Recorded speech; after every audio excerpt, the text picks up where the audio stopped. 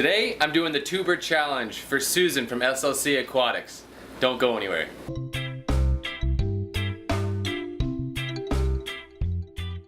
What's up YouTube and all my fish keeping friends? How's it going out there in fish tank land? This is Joseph Hardin from JH Aquatics, and today I'm doing the tuber challenge that Susan from Slc Aquatics has set up and I've been tagged in.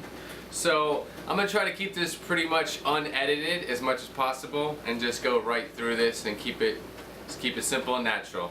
So the first question she asked is, how did you get into the hobby? And honestly, it started very young with my father. My father was a big fish keeper. He still has a lot of saltwater aquariums. So just throughout my childhood, there was a lot of different pets. We've had iguanas, and my parents used to import them in the worked in the pet trade. And so I kind of grew up with fish no matter what. They were in my house. There was breeding tanks in my living room and all that good stuff. So I think I really got out of the hobby as I grew up as a young man and working and doing my thing and traveling and coming down here to the Caribbean. But I eventually got back into the hobby again as an adult now, really because of aquascaping really just caught my eye. I started seeing all these awesome aquascapes and mono stuff, and it just kind of totally intrigued me because I'm an artist at heart, and it just made me want to get back into it and start playing with plants really, and that's, you know, fishes are awesome as well, but the aquascaping alone and the plants is really fun. Let's see, number 2, how many tanks do you currently run? Right now I actually have 10 tanks currently that are running. I have the 5 here, 6, 7. I have 2 grow out tubs, 8, 9, and a quarantine tank running, just 10. And then I have 4 other tanks, some other grow out tubs, and a 20-gallon tank, and another 10-gallon tank that are not being used right now, that I'd love to get something going on in those. Number 3, what are your favorite fish you currently own? Honestly, it's the last fish that I expected to have, and it's Elliot the eel, my snowflake brackish water moray eel. I really didn't even really want him. I mean, it was cool. He's cool. He's kind of like a little monster fish, miniature monster fish. But I really got him because the aquarium or the pet store had him here on the island, and I was really worried because he's labeled as a freshwater fish, and people just I was just worried for his life that he was going to go home to some kid and not get taken care of properly and die within 1 or 2 months. So it was kind of like a humanitarian kind of thing. And I just had to grab the fish. I had to get him, and just to make sure that he got the proper care and true brackish water, not in a freshwater tank, and fed, you know, raw meat. So Elliot is definitely my favorite fish that I currently own, and he's the dirtiest, messiest of them all, and he probably needs a bigger tank right now. All right, number 4. What is your dream fish? My dream fish is probably something that seems like a little overrated right now, but you know, a silver arowanas. Arowanas are beautiful fish, but that kind of goes along with my dream tank. I would not have an arowana unless I had a tank that was suitable for that fish.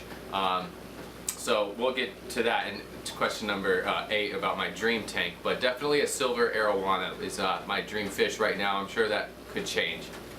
Number 5, what is your favorite type of filter system and why? Honestly, sponge filters, especially with this hurricane. I've noticed and realized that sponge filters are very adequate, and it keeps it a little bit more natural, and it's a lot more realistic when it comes to long-term in emergencies like my situation. An air pump is a lot easier than trying to power a whole bunch of hang-on-the-back filters or external filters. So definitely sponge filters. Number 6, what lighting do you prefer and why? Right now, obviously, LED lighting is the way to go, I think. the spectrums of lighting have gotten a lot better, and they're going to continue to get a lot better. And combining that with lenses. So honestly, like right now, honestly, I have Phenix lights in all these. Phenix planted 24-hour lights, and the reason why I like Phenix is really because of the customer service. I'm not sponsored by them or anything, but their customer service has been really good. They've sent me parts. I can fix my own lights and solder things or whatever, so they've actually sent me parts for free. I still have some lingering in the mail somewhere for some of my lights that have gotten wet or whatnot. And a halo light that I use here. Kwataklife makes a halo light, which is a cluster of LEDs with a lens in front of it, and I really do like that. It's not on this tank yet, but I would love to have a whole bunch of those, but they're like $300 and something a piece. But they do also have really awesome customer service. They have sent me new power supplies and things like that. So they're really awesome as well. And let's see, number 7, your favorite type of tank setup. It's pretty simple and natural for me. I prefer like a planted, dirted, or eco-complete tank with heavily planted tank with a sponge filter. Just keep it simple, keep it natural, you know, keep the water column balanced and clean. I think that's like, you know, to me, part of a nice tank and a dream tank is something that is not a huge amount of maintenance, but it still is enjoyable and beautiful to look at. Let's see, number 8. What is your dream tank? That goes with the arowana there. It would probably be a large tank. I am a plumber by trade. That's one of my trades, and I've built many swimming pools. I've done a lot of new construction, poured concrete, new construction homes, you know, 6, 7, 8 bedroom homes, and done plenty of swimming pools. So I've got that stuff down when it comes to the plumbing and the design and building it myself. It's just a matter of the money. I would do it all myself. It's not a problem, and it's the right location and property to do it on. But like 2,000-3,000 gallons, I think the sky's the limit. You know, swimming pool is a swimming pool. To me, I want fish tanks the size of swimming pools. Why not? Why not? It's just, you know, and off the grid, all solar powered filtration systems and pump systems. Keep it completely, completely off the grid. I think that's an awesome idea as well with that. So an off the grid, massive aquarium, 2,000, 3,000 gallons. Number 9, what keeps you in the hobby? There's 2 things that keep me in the hobby, the fish keeping hobby, and the first one is the fish. I find myself a lot of times buying fish that I don't even really want, but they're either sick or they're ill, or I see that no one else is going to buy them, and I feel sorry for them and I end up buying them. I have my Daniels, which I really don't like, but they're right there and I can't get rid of them, and they were not doing well in the fish store, and I couldn't see them sit there and die, so I took them, like Elliot as well. So the fish are what keep me in the hobby, and the other thing that keeps me in the hobby is you, some of my viewers, some of my friends, you know, everybody out there that gets something from my content. And my friends that I have here locally that have fish tanks, I find that it's really important to have that community, so I can share medication if they have a sick fish, or we can trade plants and things like that. So very much the community keeps me in the hobby, and you, my viewers and subscribers, keep me in the hobby, that's for sure.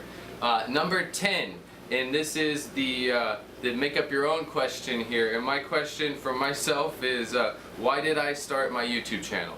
And I started my YouTube channel really to give back to the community. I have gained a lot from the YouTube community, not just in the fish niche, but other niches and other parts of YouTube and this platform.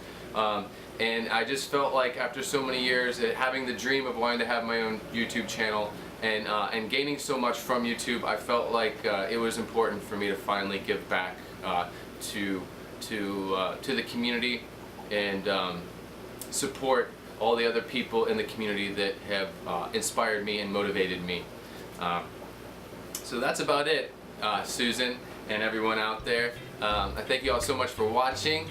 I'm trying to keep this short and unedited. I got a pack. I'm trying to get out of here, get my fish room ready so that I can go to Chicago and get it ready, knowing that I have all kinds of different power outages happening while I'm gone. So I'm just gonna keep it on sponge filters and keep the lights on for like 5 hours, maybe max, just to give them a little bit of light.